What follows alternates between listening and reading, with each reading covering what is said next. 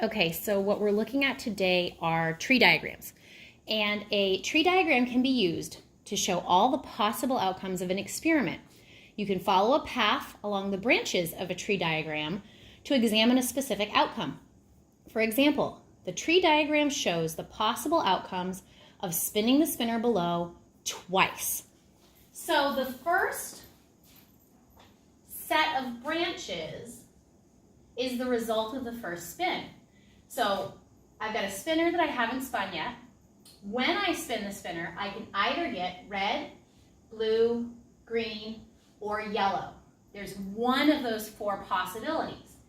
If I spin the first time and get red, on my second spin, I can still get red, blue, green, or yellow. If my first spin I get a blue, I can still get red, blue, green, or yellow on the second spin because the two spins are independent. They do not affect each other. So regardless of what I get on the first spin, when I go to spin again, the spinner has no memory of the first result. If I get a green on the first spin, I can get red, blue, green, or yellow on the second spin. And if the first result was a yellow, I can get red, blue, green, or yellow on the second. Then I've got to list all my possible outcomes. If I follow each branch, I could get red on the first spin and red on the second spin. That would be red, red. I could get red on the first spin and blue on the second spin. That would be red, blue, red, green, red, yellow. Those are the four outcomes where I got a red first and then spun a second time. If I get blue first, I could get blue then red, blue then blue, blue then green, and blue then yellow. Those are the four results that all had blue on the first spin. I can get green, red if I follow this branch, green, blue, green, green, green, yellow. And if I spin yellow on the first, I can get yellow, red, yellow then blue, yellow then green, yellow, and then yellow. So all together, 1, 2, 3, 4, 5, 6, 7, 8, 9, 10, 11, 12, 13, 14, 15, 16. There are a total of 16 possible outcomes. Another way to figure that would be to ask how many outcomes were there for the first spin and how many possible outcomes were there for the second spin.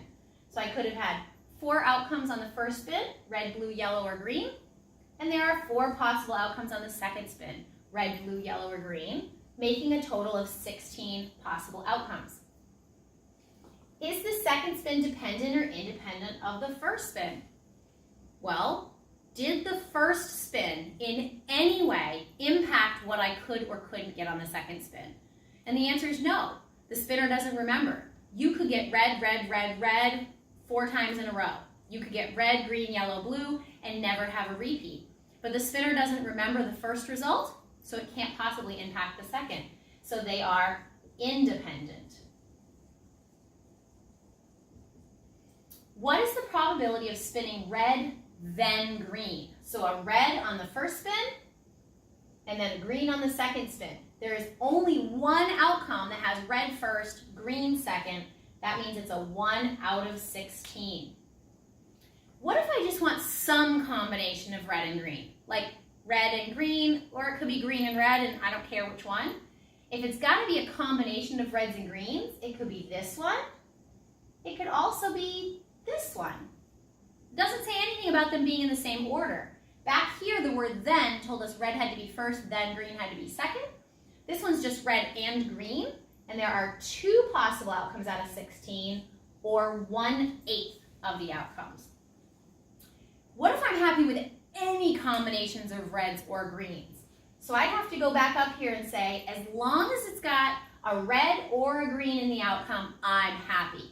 So that would be 1, 2, 3, 4, 5, 6, 7, 8, 9, 10, 11, 12. 12 of the outcomes have a red or a green in them somewhere. So that would be 12 out of 16, or 3/4. The problem probability that I get any reds. So let's say I'm playing Candyland and I know that I have to get a red in order to get to the end. So in my next two, if I can get a red in my next two draws, I know I'm going to win because everybody else is way back stuck in like the very early part of the game. So if I want any reds, then I only want to check off red, red, red, red, blue then red, green then red, yellow then red. That would be 7. 7 out of the possible 16 outcomes in lowest terms. Maybe I'm trying to avoid something in the game and I don't want to land on red for some reason. That would be anything that does not have a red. So 3 there, 3 there, 3 there, that's going to make 9. 9 out of 16. What's the probability I spin and get a color? Well, the only thing on my spinner are colors. So that's going to be certain. So it's going to be 16 out of 16, which is 1. And we can also say that it is certain. Based on that spinner, I am certain that I will get a color. And purple. Well, considering we can't mix colors on a spinner and there's no purples there, it's going to be 0 out of 16. We could also say 0, and it is impossible. So in order for this to work, first I have to create the tree diagram, which is this step. What can I get in the first spin? What can I get in the second spin? These are independent events, so I can get red, blue, green, or yellow in the first spin. I can still get red, blue, green, or yellow in the second spin. And then I have to make my list of outcomes because I can't do any of this probability work down here without having a list of possible outcomes to count up. I want to make sure I've got all my outcomes so I can double check. There were 4 things on the first spin, 4 things on the second spin, which is a total of 16. And I just want to double check that I actually got 16, 4, 4, 4, and 4.